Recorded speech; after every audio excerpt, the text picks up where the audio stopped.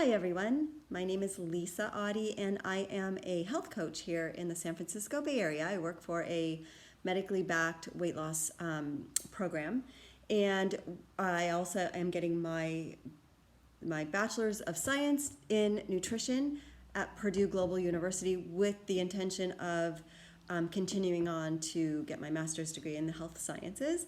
So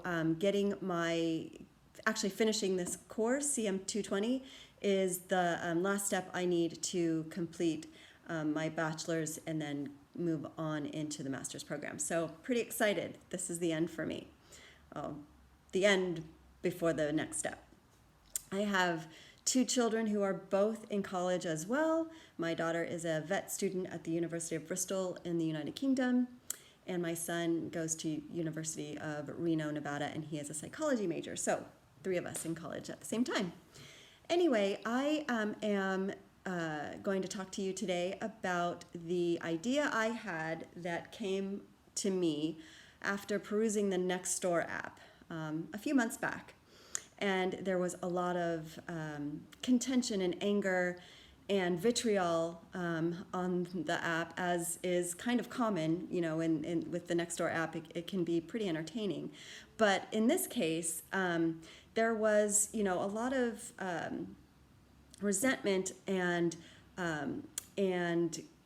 people were angry with the others who were not wearing masks out in the open spaces. And the guidance from, the state and local government, national government, social media, national news, those things were all pretty conflicting and difficult to kind of to understand. So evidence was depending on what persuasion you were, you had generally a difference of opinion. So some people thought everybody should be masked up no matter what. Other people thought, maybe it's okay to be outdoors but spaced out in between, no mask required. Certainly when people were exercising, running, biking, that kind of thing, wearing a mask would be detrimental. So you'd find people in parks sharing the same paths and other people being really angry if they saw a runner or a biker not masked up. And they would make that very well known on the Nextdoor app,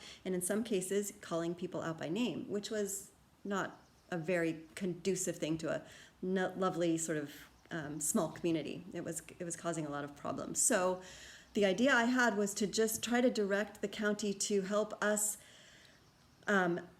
create space for each persuasion. Whether you were somebody that believed that everybody should be masked up, then you could be outdoors enjoying the sunlight, the fresh air in your section of the park where everybody would be like you. And it goes without saying that there is a lot of health benefits to being outdoors anyway. We had been locked up for quite a while during shutdown, and as the weather was starting to get better and things were starting to open up a bit more, people realized, they had some health deficiencies, vitamin D deficiency, for example, some emotional impact of, being locked inside and not being able to take advantage of fresh air outdoors and feel safe. So we're opening up the parks now, and we want those people who do feel that it's important to still stay masked, whether they have the vaccine or they don't. But believe it or not, there are some people in my community anyway. And California is a fairly conservative state, nothing like Arizona or Florida. We're pretty conservative. We shut down early on and stayed shut down for a while. So you've got people that want to still be outdoors and enjoy their time, but don't want to be around people not wearing masks. Then on the other side, you have people who feel once you're outdoors, there's a lot of evidence-based research to show that there is no need to mask up when you're outdoors, because airborne transmission is very unlikely. And when I say airborne, I mean outdoor transmission is very unlikely. It's less than 1%, as a matter of fact, and that was a recent revelation by the CDC.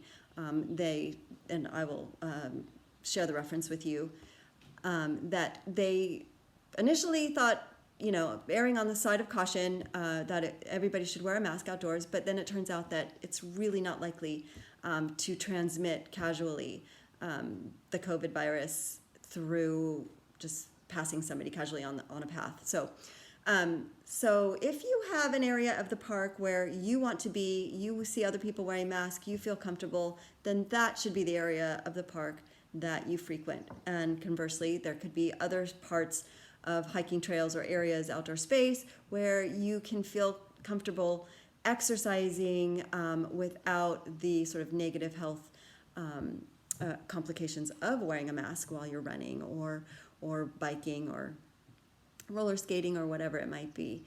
So the idea of sort of sectioning off areas of the park to kind of alleviate some of that social tension that was going on was where I was going with this.